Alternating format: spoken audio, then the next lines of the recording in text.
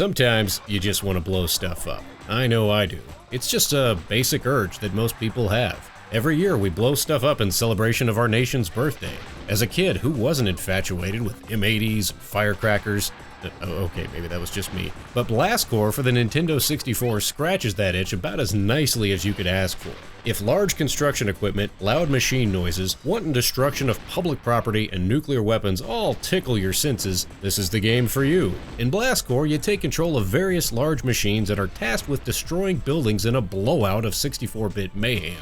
This game was developed by Rare and released in 1997. The story actually gives a valid and logical reason for all this pandemonium. An automated truck carrying 2 nuclear warheads sprung a leak. Now the truck is stuck in autopilot, slowly making its way to a destruction site where the warheads can be disposed of without harming anyone. Unfortunately, it's taking the most direct route, which means you need to clear the route of obstacles. If the carrier runs into so much as one thing, the warheads will explode, causing a nuclear disaster.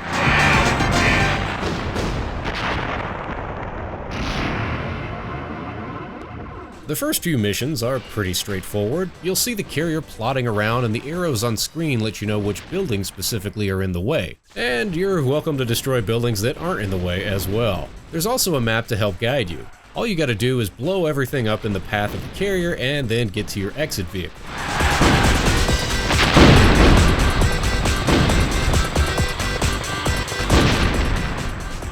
There's also some bonus levels thrown in, which are nice because they give you a chance to practice with some of the different vehicles. You've got Ramdozer, which is my favorite. It's just a bulldozer and you can use it to ram stuff from all angles. But then you get this jetpack guy that does a Mario stomp from above for massive damage.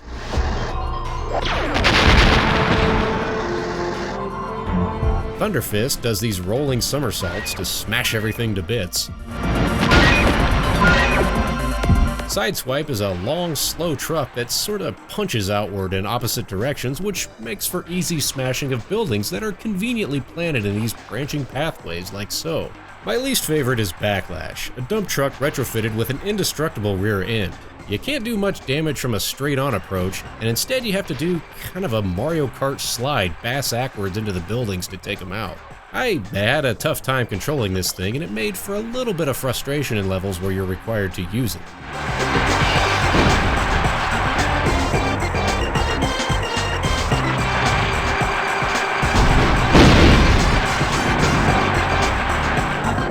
This game may seem like all chaos and destruction, but there's a bit more to it, and the game sprinkles in some puzzle elements after you finish some of the easier early missions. For example, in this level you have to ride a train across a map, exit the train and hop into the Ramdozer, destroy the first building that's in the way of the carrier, then put the Ramdozer on this crane and move it to the other side of the tracks, and then push this TNT block into the larger building, which destroys it and clears out the rest of the path.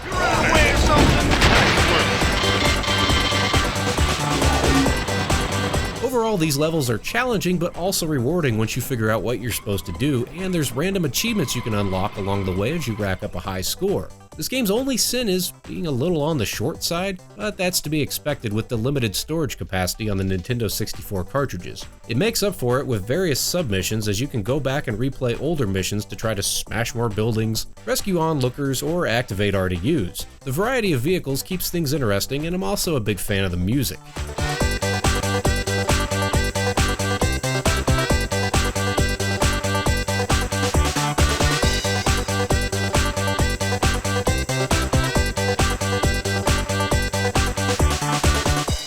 The digitized dialogue is a little cheeky and repetitive, but that's okay.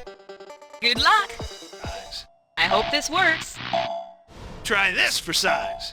I hope this works. You're just trying to impress me.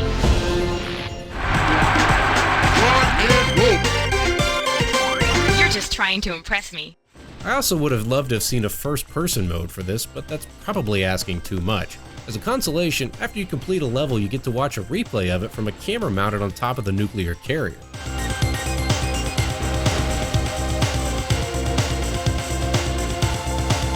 This game is tons of fun. Seriously, the puzzle aspects of the later levels are engaging, and it's an adrenaline rush as the nuclear carrier lumbers in too close for comfort while you're trying to take out some of those buildings at the last second.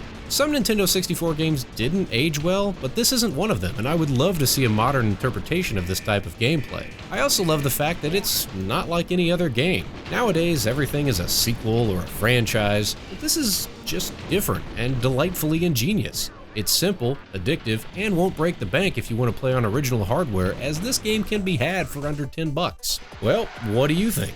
Did you play this one growing up, or did you perhaps discover it recently? What are some of your other favorite Nintendo 64 games that weren't associated with the major Nintendo franchises? Hey, I do this sort of thing all the time on this channel, so if you enjoyed this, here's a few more videos you might get a kick out of, and you can subscribe for new videos each week. Thank you so much for watching, don't text and drive, and I'll see you next time on Friday Night Arcade.